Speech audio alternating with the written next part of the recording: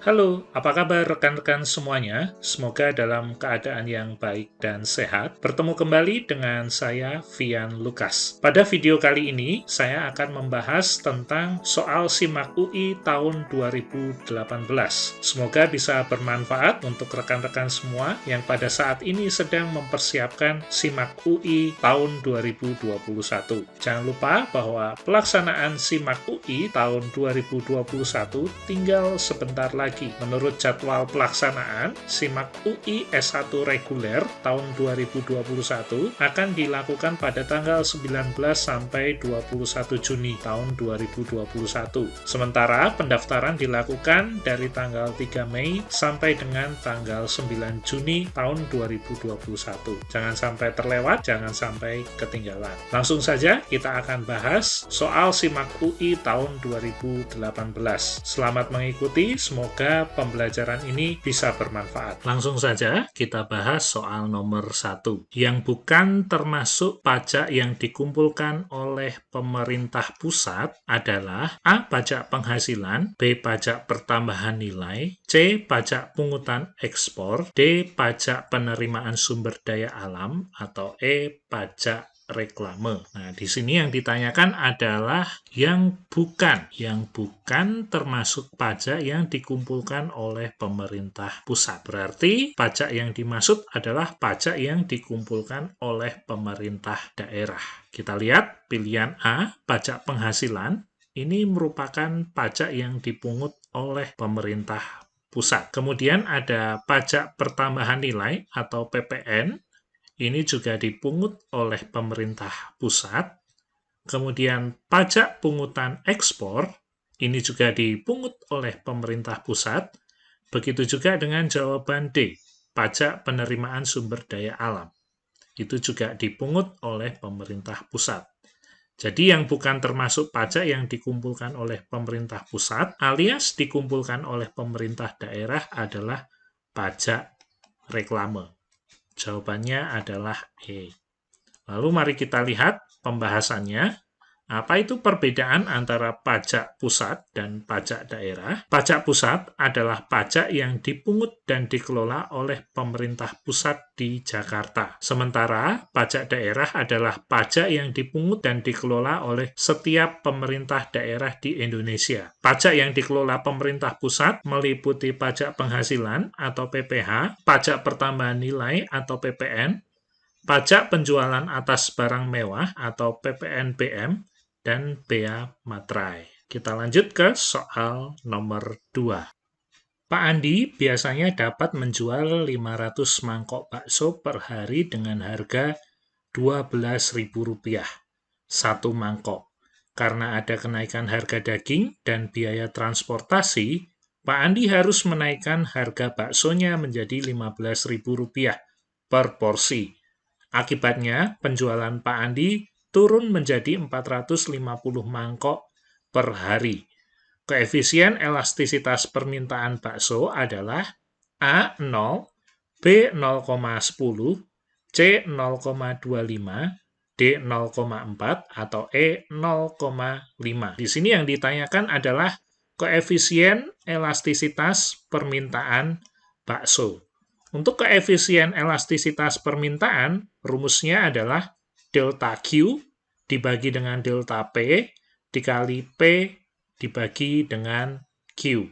Nah, mari kita lihat dari soal. Pak Andi biasanya dapat menjual 500 mangkok bakso per hari.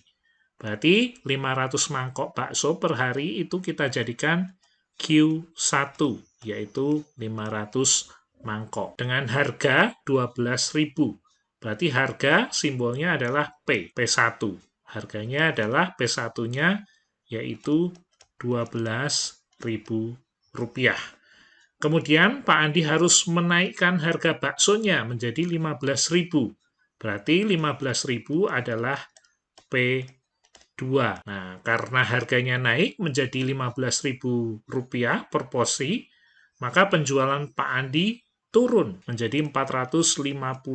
Nah, Q2 adalah 450. Dari sini kita masukkan ke dalam rumusnya, kita aplikasikan. Delta Q delta Q itu artinya adalah selisih antara Q1 maupun Q2.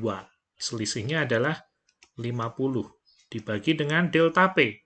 Delta P awalnya 12.000 naik menjadi 15.000. Maka selisihnya adalah Rp3.000. Dikalikan P1 atau harga waktu pertama kali sebelum terjadi perubahan harga, yaitu Rp12.000. Dibagi dengan Q. Q di sini adalah Q1, yaitu 500. Nah, kita hitung hasilnya. 12 kali 5 hasilnya adalah 60, ya. Nolnya ada 5, berarti hasilnya adalah 600.000 dibagi dengan 3.000 dikalikan 500. 3 kali 5, 15. Nolnya di sini juga 5. Hasilnya adalah 1.500.000. Bisa kita coret, ya, bisa kita coret. 6 per 15. Kita sederhanakan, kita bagi 3, hasilnya 2 per 5. Atau kita ubah menjadi bentuk desimal, hasilnya adalah 0,4. Jadi jawabannya adalah yang D. Kita lanjut ke soal berikutnya. BUMN merupakan badan usaha yang dimiliki oleh pemerintah dan juga didanai dengan menggunakan anggaran negara. Pemerintah menganggap penting untuk mendanai BUMN karena A. Keuntungan dari BUMN merupakan salah satu sumber penerimaan negara. B. Dapat menyerap banyak tenaga kerja. C. Beroperasi dalam cakupan wilayah yang luas bahkan ke daerah-daerah terpencil. D. Secara finansial masih sangat perlu dibantu. E. Bertujuan untuk melayani kepentingan masyarakat luas. Pertanyaannya adalah seputar BUMN. BUMN adalah badan usaha milik negara. Laba yang diperoleh dari BUMN merupakan sumber pendapatan negara dan termasuk ke dalam pos APBN. Jadi jawabannya BUMN penting didanai oleh pemerintah karena BUMN merupakan salah satu sumber penerimaan negara. Jawabannya adalah A. Mari kita lihat pembahasannya. BUMN menjadi aset penting bagi negara Indonesia karena pendapatan nasional dari bisnis ini atau dari bisnis yang dikelola BUMN akan masuk ke dalam kas negara dan digunakan untuk membayar utang negara, membayar administrasi, dan kelengkapan ketika melakukan ekspor dan impor atau kerjasama internasional dengan negara lain. Mari kita lanjut ke soal berikutnya, yaitu soal nomor 4. Pada fungsi tabungan, S sama dengan min A ditambah 1 min B dikalikan Y. Notasi B menunjukkan A. Marginal Productivity, B. Marginal Propensity to Save atau MPS, C. Marginal Utility atau MU, D. Marginal Propensity to Consume atau MPC, atau E. Marginal Revenue atau MR. Pada fungsi tabungan, ya, ini merupakan fungsi turunan dari fungsi konsumsi. Kalau bentuk fungsi konsumsi adalah C sama dengan A ditambah B dikalikan dengan Y. C ini artinya adalah fungsi konsumsi, A itu artinya adalah konsumsi autonom, konsumsi yang dilakukan pada saat Y sama dengan 0. Nah, sementara simbol B ini adalah MPC. MPC adalah marginal propensity to consume, ya, hasrat untuk melakukan kegiatan konsumsi. Nah, MPC ini diperoleh dari mana? MPC ini atau B ini diperoleh dari delta C per delta Y. Nah, MPC juga bisa dicari dengan cara 1 dikurangi dengan MPS. Ya, karena nanti MPS ditambah dengan MPC, hasilnya adalah 1. Nah, untuk pertanyaannya yang ditanyakan adalah notasi B. Notasi B di sini adalah melambangkan MPC, Marginal Propensity to Consume. Jawabannya adalah D. Mari kita lihat pembahasannya. MPC adalah perbandingan antara tambahan konsumsi akibat adanya tambahan pendapatan. Sementara MPS adalah perbandingan antara tambahan tabungan akibat adanya tambahan pendapatan. Jadi itulah perbedaan antara MPC dengan MPS. Kita lanjut ke soal berikutnya, nomor 5. Pendapatan nasional suatu negara yang besar belum berarti bahwa tingkat kesejahteraan masyarakat di negara tersebut juga tinggi. Salah satu indikator yang dapat mengukur tingkat kesejahteraan masyarakat adalah A. Tingkat pertumbuhan ekonomi, B. Tingkat inflasi, C. Kepadatan penduduk, D. Pendapatan per kapita, atau E. Produk domestik bruto. Untuk mengukur tingkat kesejahteraan masyarakat, maka jawabannya adalah yang D. Pendapatan per kapita. Kenapa pendapatan per kapita? Mari kita lihat pembahasannya. Tingkat pertumbuhan ekonomi yang tinggi belum tentu menandakan bahwa tingkat kesejahteraan masyarakatnya tinggi. Pertumbuhan ekonomi merupakan pertambahan pendapatan nasional. Ketika pendapatan nasional bertambah atau bertumbuh, belum tentu tingkat kesejahteraan masyarakat itu bertumbuh. Karena tergantung dengan pertumbuhan tingkat penduduk. Kalau pendapatan nasionalnya meningkat sementara jumlah penduduknya meningkat, maka hal itu bukan indikator kesejahteraan atau meningkatnya tingkat kesejahteraan, lebih kepada pendapatan per kapita. Hasil perhitungan pendapatan per kapita suatu negara sangat bermanfaat, yaitu yang pertama, untuk mengetahui tingkat kemakmuran suatu negara. Yang kedua, mengetahui hasil rangkaian kegiatan ekonomi suatu negara selama 1 tahun. Lalu yang ketiga, pendapatan per kapita juga sebagai sumber informasi dan alat analisis yang sangat penting karena menggambarkan situasi serta struktur ekonomi, tingkat perkembangan, kekuatan, dan kelemahan ekonomi negara tersebut. Yang keempat, dasar pertimbangan bagi pemerintah dalam menyusun atau merumuskan kebijakan untuk mendorong laju pertumbuhan dan pembangunan ekonomi. Lalu yang kelima, manfaat dari pendapatan per kapita adalah untuk mengukur tingkat inflasi yang sedang terjadi.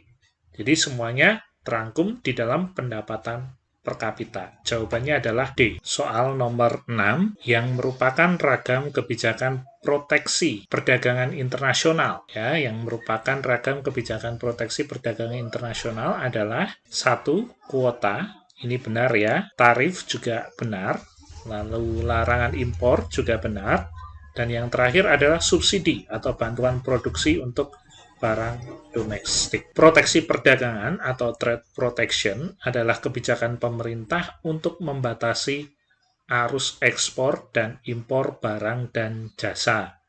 Proteksi mengambil berbagai bentuk seperti tarif impor, ya, nomor 2 benar, lalu subsidi nomor 4 benar, lalu kuota nomor 1 juga benar, pelabelan, persyaratan keamanan dan kesehatan produk. Tujuannya adalah untuk melindungi kepentingan perekonomian domestik, misalnya melindungi produsen lokal dari persaingan impor.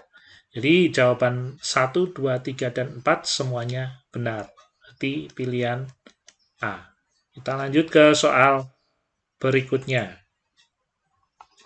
Manakah pernyataan yang benar terkait perilaku konsumen? Perilaku konsumen menggunakan kurva indifferent, kurva yang menghubungkan kombinasi antara dua jenis barang yang berbeda, tetapi memiliki tingkat kepuasan yang sama. Kurva indiferensi tidak saling berpotongan, ya ini benar, jawaban pertama benar. Lalu yang kedua, kurva indiferensi menggambarkan titik-titik kombinasi harga barang dan jumlah barang yang ingin dikonsumsi. Ini salah. Lalu pilihan ketiga, jika kita ingin meningkatkan jumlah konsumsi barang X, konsumen harus mengurangi jumlah konsumsi barang Y. Nah, ini benar. Lalu pilihan keempat, konsumen mencapai maksimum kepuasannya ketika kurva indifferent berada di atas garis anggaran. Nah, ini jawaban salah. Konsumen mencapai kepuasan maksimum pada saat kurva indifferent bersinggungan dengan budget line. Jadi jawaban yang benar adalah pernyataan nomor 1 dan pernyataan nomor 3. Kita lihat pembahasannya. Kurva indifferent mempunyai nilai kemiringan negatif. Ya, artinya apa? Artinya kemiringan negatif itu ya yang nomor 3 ini. Ketika kita ingin menambah konsumsi barang X, berarti konsumsi barang Y kita harus menguranginya. Kebalikannya, ketika kita ingin menambah konsumsi barang Y, maka konsumsi barang X harus kita kurangi. Bentuk kurva indifferent cembung terhadap titik origin. Nah, bentuknya seperti ini ya. Ini misalnya kurva X, Ini kurva Y. Ketika kita ingin menambah pembelian atau konsumsi barang Y, maka konsumsi barang X harus sedikit. Begitu pula sebaliknya, ketika kita ingin mengkonsumsi barang X jauh lebih banyak atau semakin menjauh dari 0, maka kita harus mengurangi konsumsi barang Y. Ya, seperti itu. Lalu bentuk kurva indifferent cembung terhadap titik 0 atau titik origin, ya. Ini cembungnya mengarah ke 0. Hal ini menunjukkan derajat penggantian barang yang semakin menurun. Derajat penggantian ini digunakan untuk mengetahui berapa jumlah barang yang harus dikurangi untuk menambah barang lain agar kepuasan yang diterima tetap sama. Dan kurva indifferent ini tidak boleh saling berpotongan, karena apabila saling berpotongan, maka tidak konsisten dengan definisi yang telah dijelaskan di atas. Jadi nggak mungkin kurva indifferent itu berpotongan seperti ini, ya, nggak mungkin. Ya, bentuk kurva indifferent cembung terhadap titik 0. Semakin ke atas, maka tingkat kepuasannya akan semakin tinggi. Ya, kepuasan maksimal dicapai pada saat kurva indifferent bersinggungan dengan kurva budget line. Seperti itu. Ya, jadi opsi 1 dan 3 atau pernyataan 1 dan 3 merupakan jawaban yang tepat. Kita lanjut ke soal nomor 9. Manakah pernyataan yang salah mengenai ciri pasar persaingan sempurna? Penjual memiliki kekuatan untuk menentukan harga. Ini merupakan pernyataan yang benar. Baik penjual maupun pembeli memiliki pengetahuan yang sempurna tentang keadaan pasar.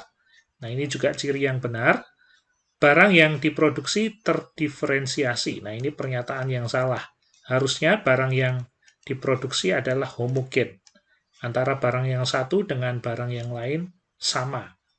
Dalam jangka panjang, produsen hanya akan memperoleh laba normal. Betul. Ya, jadi jawaban atau pernyataan yang benar adalah 1, 2, dan 4. Kita lihat pembahasannya. Ciri dari persaingan sempurna, jumlah pembeli dan penjual banyak, barang atau jasa yang diperjualbelikan bersifat homogen, jadi tidak terdiferensiasi. Lalu faktor produksi, bahan baku atau tenaga bebas berpindah dari suatu tempat ke tempat lain. Lalu harga barang terjadi karena interaksi permintaan dan penawaran, baik pembeli maupun penjual tidak bisa menentukan harga pasar. Kemudian, pembeli dan penjual mengetahui keadaan pasar dengan sempurna, dan tidak ada batasan atau hambatan untuk keluar masuk ke pasar persaingan sempurna. Kita lanjut ke soal nomor 10. Hal berikut yang mendorong pemerintah untuk menerapkan kebijakan fiskal kontraktif adalah A. Lemahnya daya beli masyarakat, B. Tingginya tingkat pengangguran, C. Tingginya tingkat inflasi, D. Melambatnya pertumbuhan ekonomi, atau E. Tingginya utang negara. Kebijakan fiskal kontraktif dilakukan karena pemerintah ingin menurunkan belanja negara dan menaikkan tingkat pajak. Artinya pemerintah berusaha untuk mengerem tingkat konsumsi masyarakat. Kebijakan ini bertujuan untuk menurunkan daya beli masyarakat dan mengatasi inflasi. Ya, supaya masyarakat tidak konsumtif, jumlah peredaran uang harus dikurangi, maka pemerintah menerapkan kebijakan fiskal dengan cara menaikkan tingkat pajak. Tujuannya adalah untuk mengatasi tingginya inflasi. Jadi jawabannya adalah C, tingginya tingkat inflasi. Selain ada kebijakan fiskal, ada juga kebijakan moneter. Kebijakan yang dilakukan oleh pemerintah melalui Bank Indonesia untuk mengatur jumlah uang beredar melalui Bank Indonesia. Nah, kebijakan fiskal sama-sama dilakukan oleh pemerintah, hanya indikator kebijakan fiskal ini menggunakan APBN, Anggaran Pendapatan dan Belanja Negara, atau pendapatan dan pengeluaran pemerintah. Kita lanjut ke soal berikutnya, nomor 11. Saat ini, Pak Anton mampu memproduksi 100 buah sandal per minggu dan beroperasi di pasar persaingan sempurna. Apabila harga pasar saat ini adalah 35.000 dan Pak Anton menambah jumlah outputnya menjadi 110, pendapatan marginalnya adalah A. 3.500, B. 7.000, C 10.000, D 35.000, atau E 70.000. Nah, untuk mengetahui pendapatan marginal, maka kita harus mengetahui terlebih dahulu total pendapatannya atau total revenue-nya. Total revenue diperoleh dari P dikalikan dengan Q. P, harga sendalnya adalah 35.000 dikalikan dengan produksi yang pertama, yaitu 100 buah. Maka total revenue atau total pendapatan dari Pak Anton adalah Rp3.500.000. Kemudian, kita mencari pendapatan yang kedua pada saat outputnya ditambah menjadi 110. Berarti 35.000 dikalikan dengan 110. Hasilnya adalah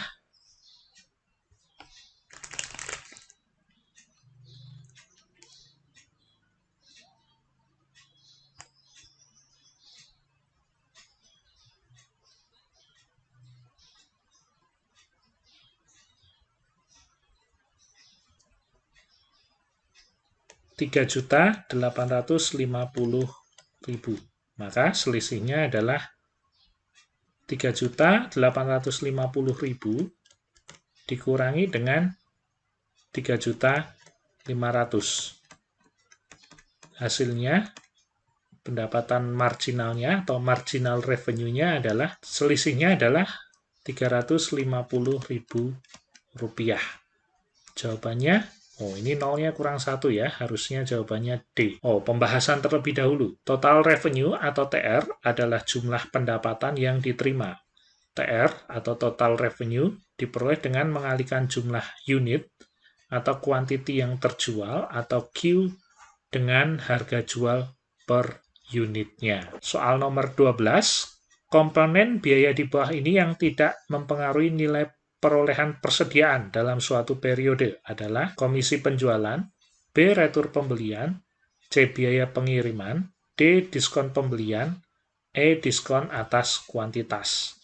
Nah, ada 5 unsur pembelian bersih yang harus diperhatikan. Yang pertama adalah biaya angkut pembelian atau boleh dikatakan biaya pengiriman. Berarti jawaban C betul ya. Kemudian pembelian kotor, kemudian potongan pembelian.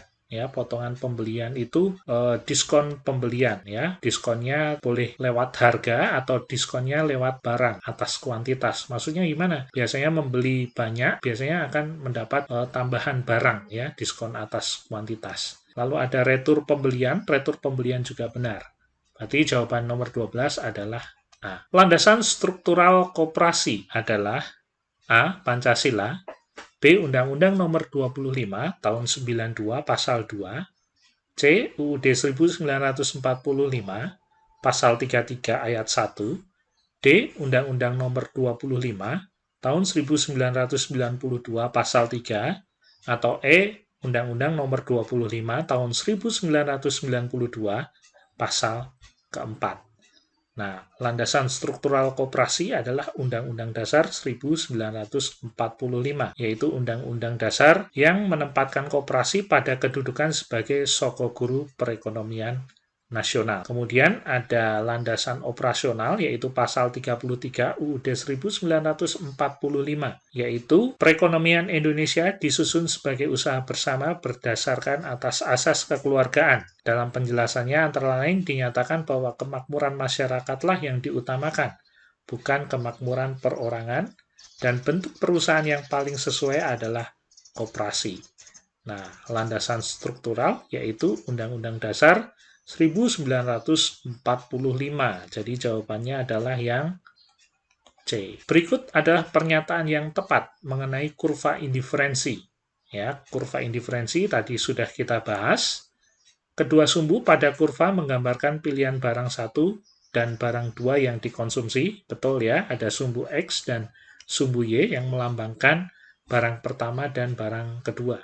Keseimbangan konsumen atau kepuasan konsumen terjadi ketika kurva anggaran memotong kurva indiferensi. Ini salah ya, tidak memotong tapi bersinggungan.